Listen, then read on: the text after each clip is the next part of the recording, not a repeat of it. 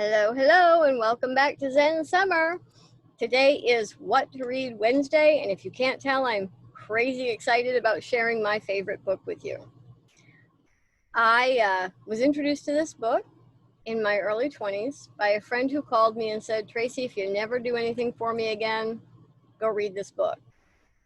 Well, that's a pretty big introduction, don't you think? So I went right down to the library and picked up the book because they had a copy.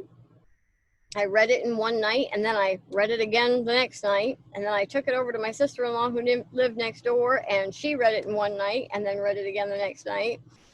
And since then, I have recommended this book enough times that my husband tells me I should get royalties for it. I've bought it several times, loaned it out, never gotten it back. Might as well say I just buy it and give it to people, because sometimes I do that too.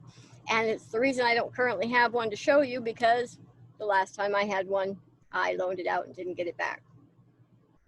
The book I'm talking about is The Celestine Prophecy by James Redfield, and I will put a link in the description of this video. It was written as a wonderful adventure story that gives you a lesson the way fairy tales and folk tales do. It is written as an adventure story that gives you the 9 insights, or at least the first 9 insights into spirituality, into yourself, into communication. It talks about energy and how that interacts between people. It talks about how we develop as human beings.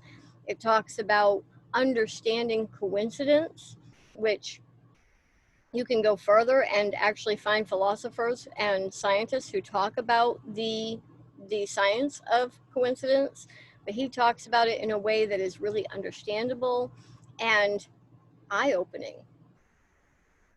And this book brought me onto my path. It was an incredible gift that had been given to me, and I like to try and give that gift to others. So if nothing else you hear me say, go and read The Celestine Prophecy by James Redfield, because I'm telling you, it is, if nothing else, a beautiful adventure story, and it will give you some insight into things that you may not currently understand that you're trying to understand. And certainly if you're into energy and auras and communication and interaction between human beings, this book is wonderful. Past that, he then wrote The 10th Insight and The Secret of Shambhala, which is amazing.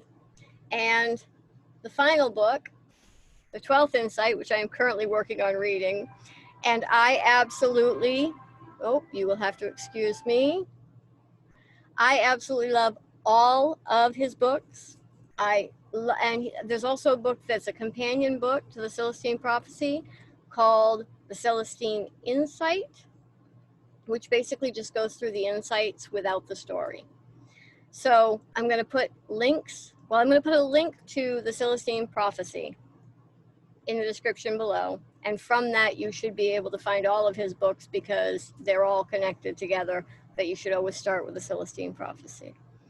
And I think that's a wonderful place to start your path. It was definitely the place where I started mine. That's it for this What to Read Wednesday, and I look forward to seeing you again very, very soon.